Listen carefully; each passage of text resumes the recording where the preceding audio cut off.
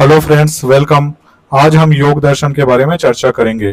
पिछले video class में हमने शाक्य दर्शन को कंप्लीट कर लिया था और हम सभी प्रकार के नास्तिक जो दर्शन है उसका अध्ययन कर लिए हैं। तो इसी कड़ी में हम अब आस्तिक दर्शन का अध्ययन कर रहे हैं।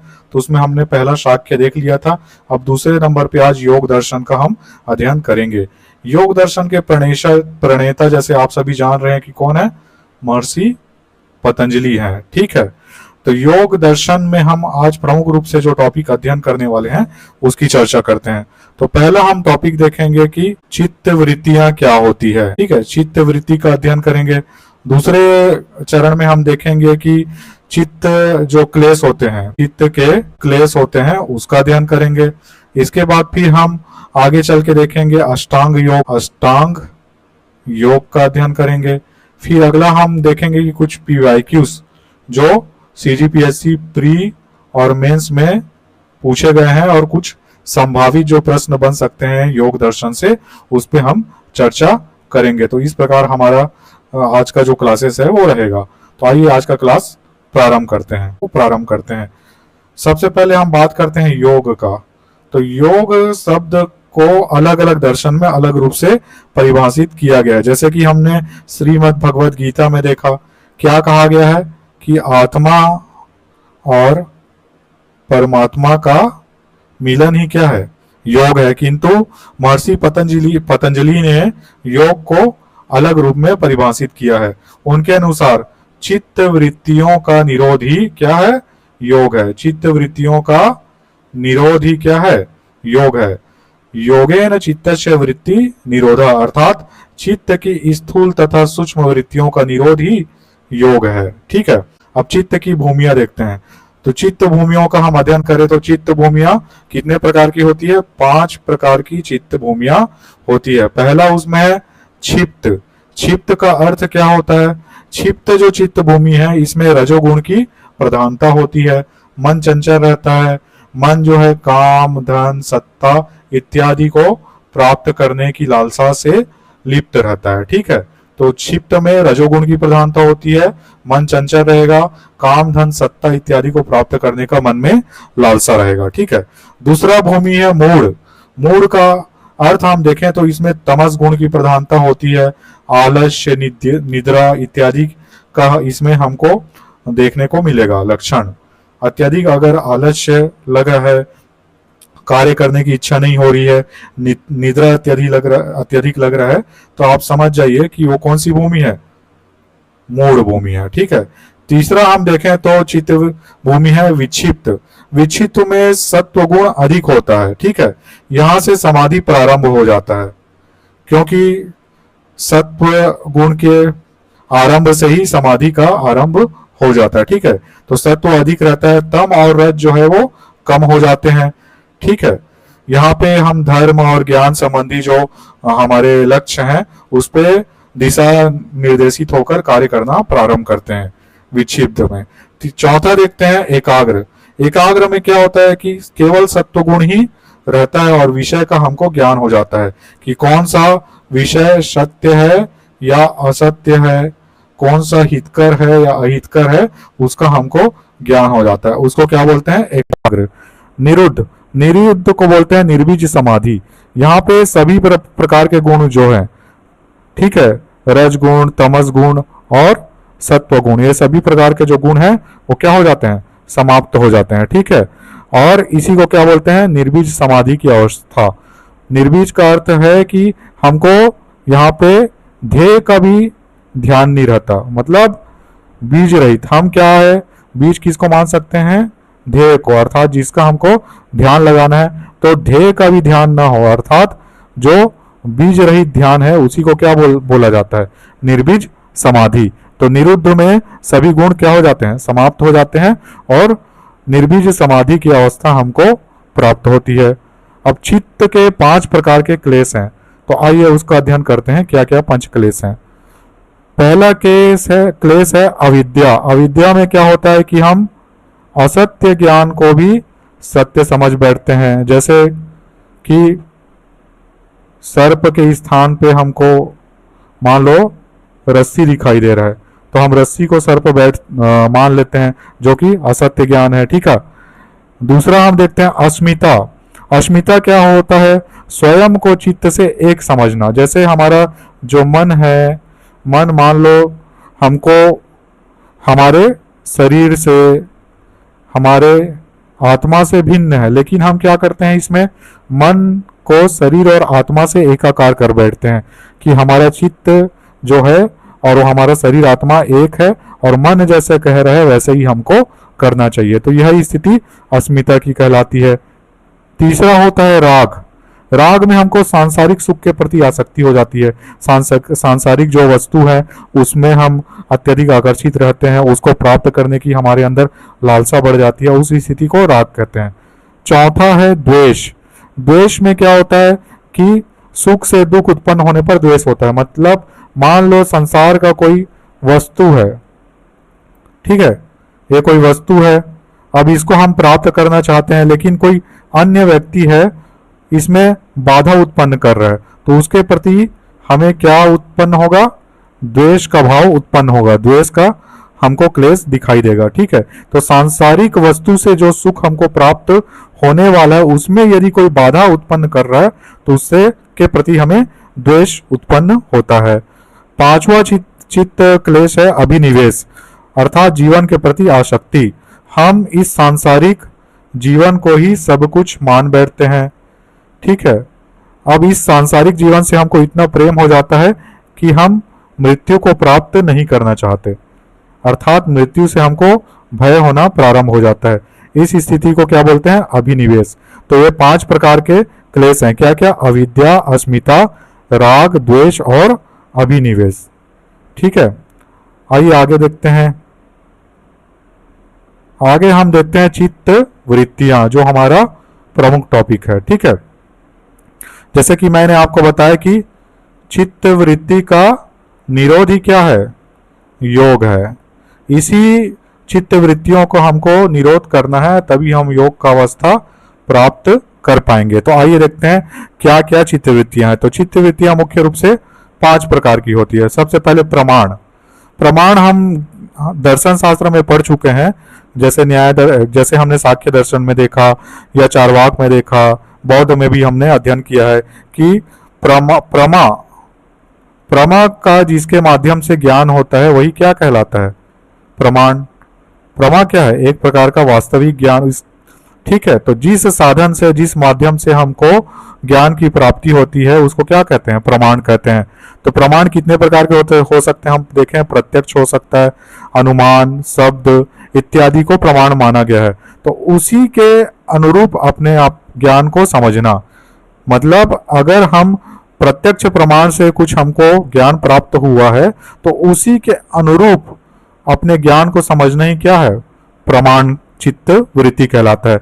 जैसे हमको सूर्य दिखाई दे रहा है तो हम सूर्य को देख के ये अंदाजा लगाएं कि सूर्य क्या है? एक आग का गोला है, लेकिन वास्तव में सूर्य आग का गोला है क्या? नहीं है। तो ये क्या है? प्रमाण चित्त वृत्ति है। दूसरा देखते हैं विपर्यय।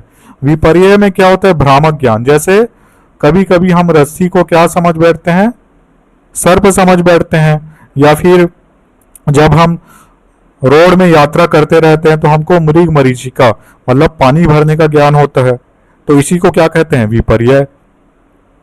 तीसरा है विकल्प, मतलब कोई कोरी शाब्दिक वस्तु नहीं है। जैसे विकल्प में हम क्या मान बैठते हैं? जैसे कि सुमेर पर्वत। सुमेर पर्वत का अर्थ क्या होता है? ऐसा पर्वत जो क्या है? स्वर्ण से पूर्णतः निर्मित हो। तो ऐसा कोई पर्वत है ही नहीं। उसी प्रकार बात आता है आकाश कुसुम का। ठीक है, आकाश कुसुम का। तो आकाश कुसुम होता है क्या? आकाश कुसुम जैसा कोई चीज होता नहीं है। तो उसी को क्या कहा गया है? उसी को कहा गया है आपका विकल्प चित्त वृत्ति। ठीक है, यहां तक क्लियर हो गया आप लोग को? इसी को क्या कहा गया है? विकल्प चित्त वृत्ति। चौथा देखते हैं निद्रा। निद्रा मतलब सुसुप्ति के समय हमको जो स्वप्न प्राप्त होता है, जैसे हम सपने में जो देखते हैं उसी को क्या कहा गया है? निद्रा चित्त वृत्ति। लेकिन वो भी सत्य है क्या? नहीं होता, वास्तविक नहीं होता वो भी। पांचवा स्मृति, अर्थात अतीत के अनुभव। हमको कई बार पढ़ाई करते हुए अगर कोई शब्द जिससे लिंक हो जाता है तो फिर हम अपने अतीत के चीजों से उसको जोड़ लेते हैं और फिर उस अतीत में हम चले जाते हैं, इसी को क्या कहते हैं, स्मृति।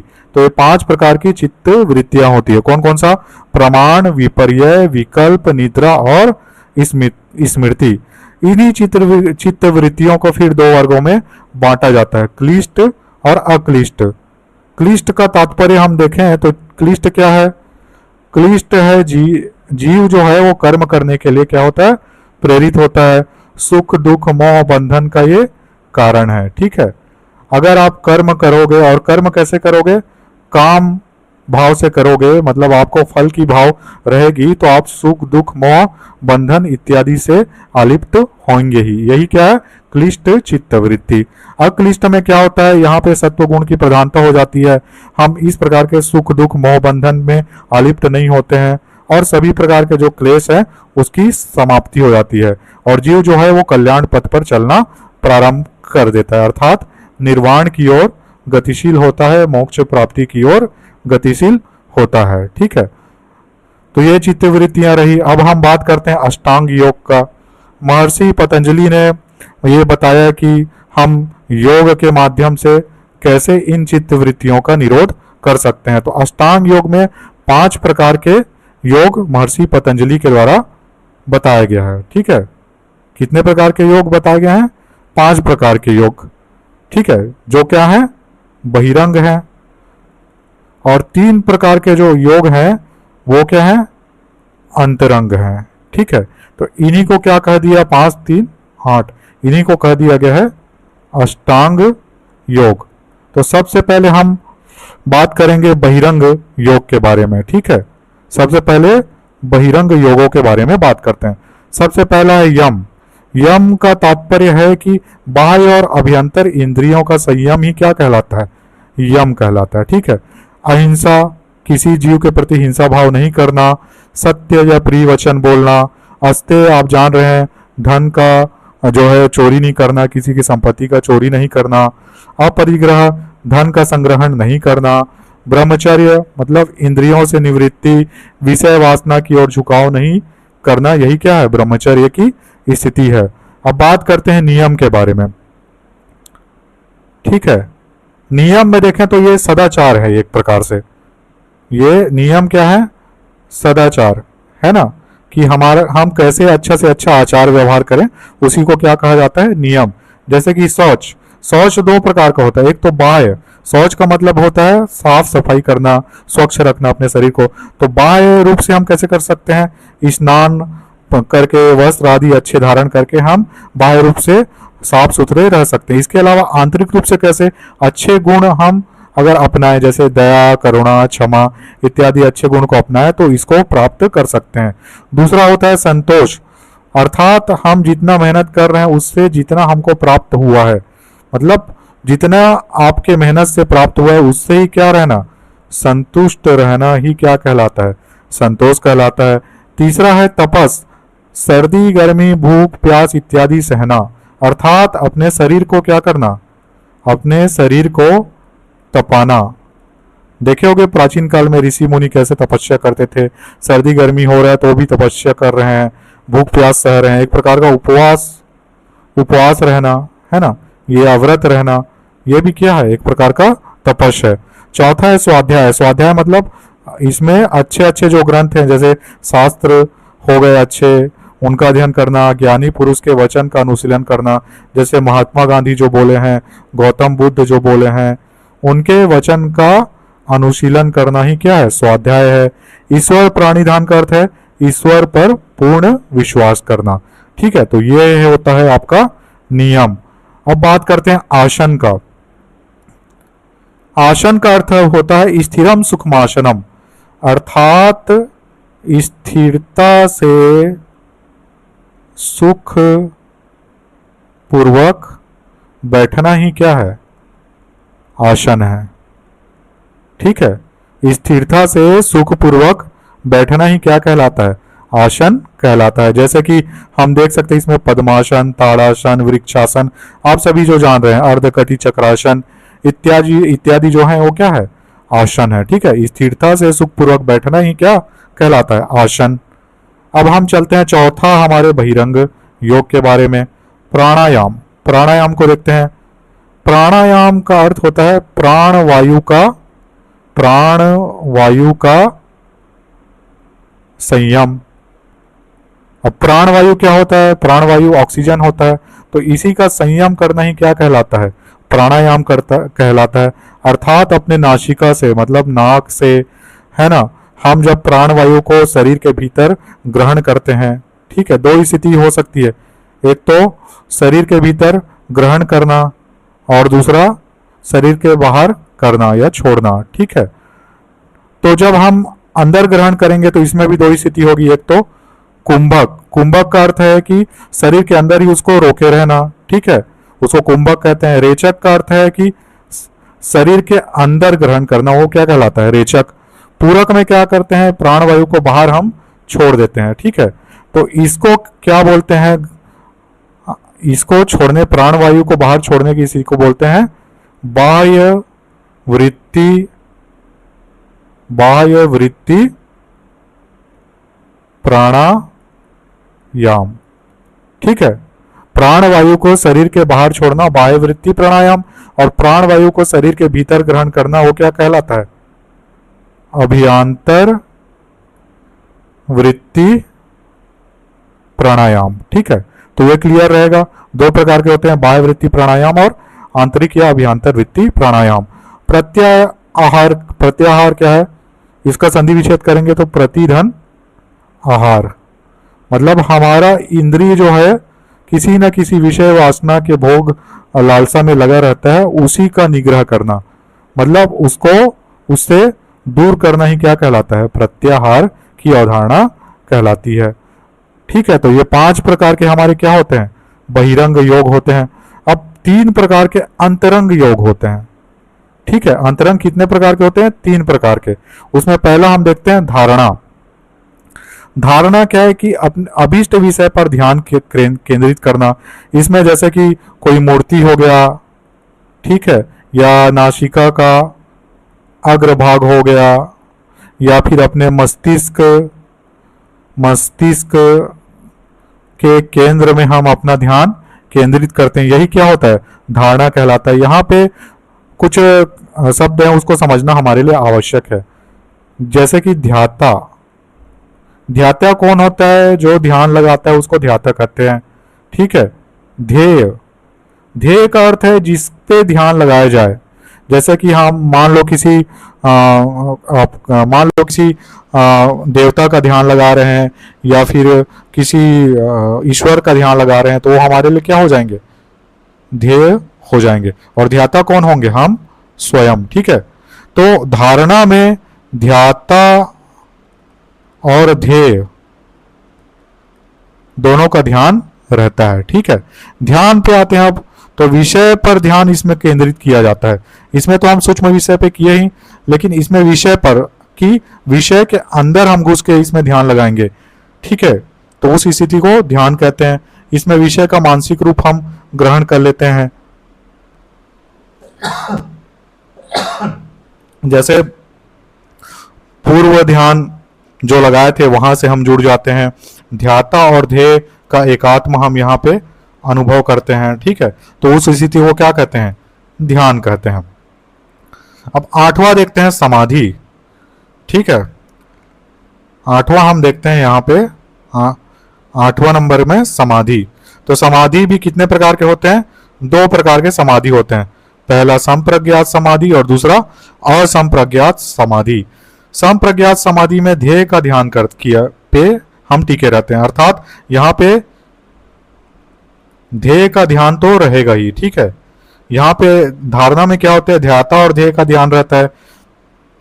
ध्यान में हम ध्याता और ध्येय के एकात्मीकरण पे केंद्रित, और समाधि में, संप्रज्ञात समाधि में ध्येय का ध्यान बना रहता है, ध्याता का जो आभास है वो होना समाप्त हो जाता है, ठीक है। तो ये भी 4 प्रकार के होते हैं। क्या क्या होते हैं? सवितर्क अर्थात स्थूल विषय पे ध्यान केंद्रित करना, सविचार अर्थात सूक्ष्म विषय, मतलब स्थूल से और अत्यधिक सूक्ष्म विषय पे ध्यान केंद्रित करना, सानंद मतलब अपने इंद्रियों पे ध्यान केंद्रित करना कि इंद्रिय सही कार्यों को संपादित करे, इंद्रिय निग्रह करना एक प्रकार का, ठीक है। उसके बाद फिर सास्मित अपने अहंकार पे ध्यान केंद्रित करना, अपने अहंकार का दमन करना, वो क्या कहलाता है? शाश्मित। तो संप्रज्ञात समाधि 4 प्रकार का होता है, सवितर्क, सविचार, सानंद और शाश्मित। ठीक है, अब बात करते हैं असंप्रज्ञात समाधि का। अब यहाँ पे देखो, यहाँ पे ध्येय का ध्यान है, इसलिए इसको क्या बोलेंगे? बीज समाधि।